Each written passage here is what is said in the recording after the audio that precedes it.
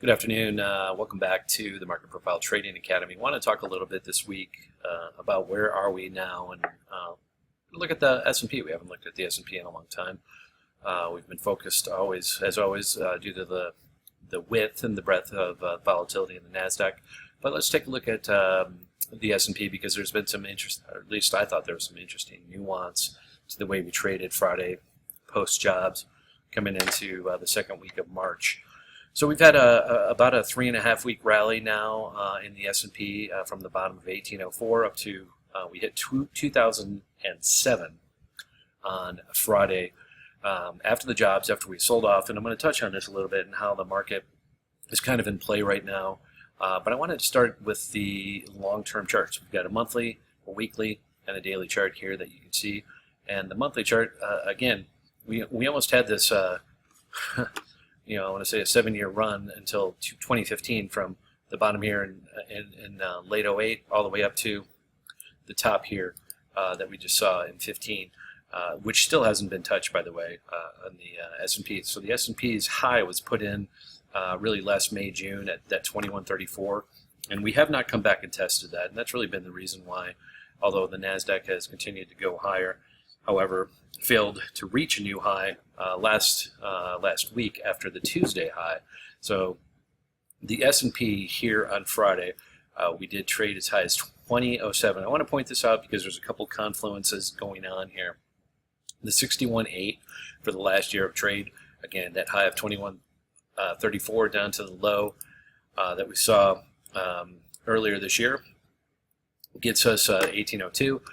We then have just traded up to the 61.8. So yes, we hit that golden ratio almost on the button Friday after the jobs, and then we sold off towards the end of the day.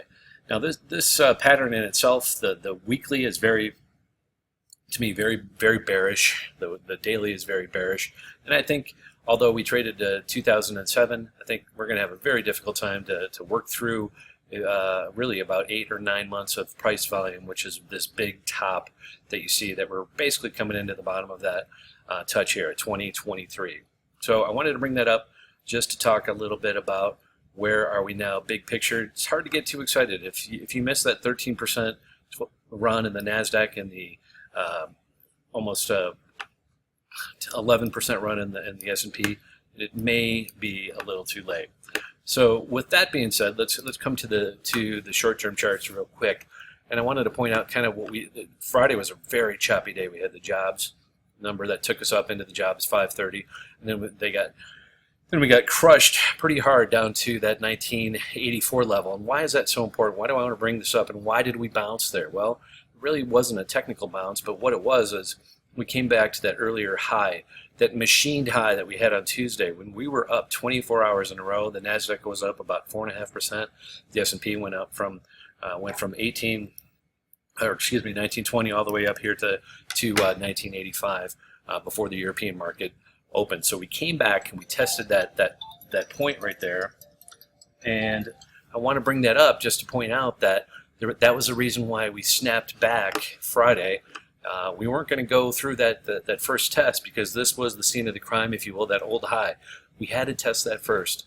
Once we did that, we made another new high all the way up to 2007, which again is that key reference back to the 61.8, the key fib number. So you've got fib numbers, you've got Fibonacci along with the market profile, kind of giving you some context here.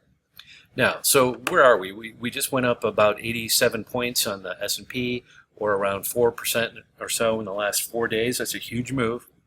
And what I would like to see is maybe one more test of that high Monday morning, come back to that 2000 level.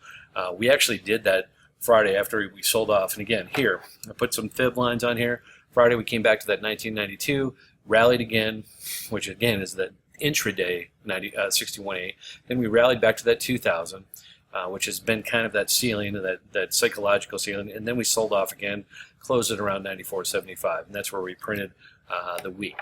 So coming into next week, everything looks bullish as long as they can hold that 1980. If they can't hold that 1980 in the next stop, my bet is it'll take some time to work through down to that 1970 area, but we'll probably go back, and for my money, probably have to go back and test that 1940 level. So be aware that this rally that we saw last week, and here once we get below this high value area, which we are above right now, but spending some more time Monday, if we get back below 1980, my bet is we're going to probably trade down to that 1940 at some point next week. And using Fibonacci to coincide with the profile, you're really looking at this level right here. You can see it on the right side of the chart, around 1945.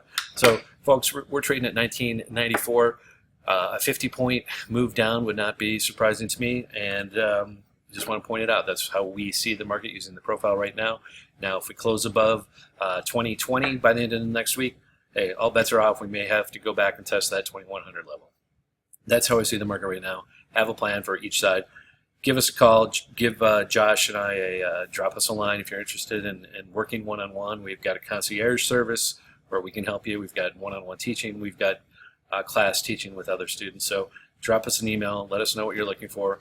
We've got a pretty full schedule here in March and half of April. Then we open up a little bit April, May. So get on the calendar. Teach yourself that trading is a business. Learn how to do it the right way. Come to us. We'll help you out with it. Doesn't necessarily involve tons of trading.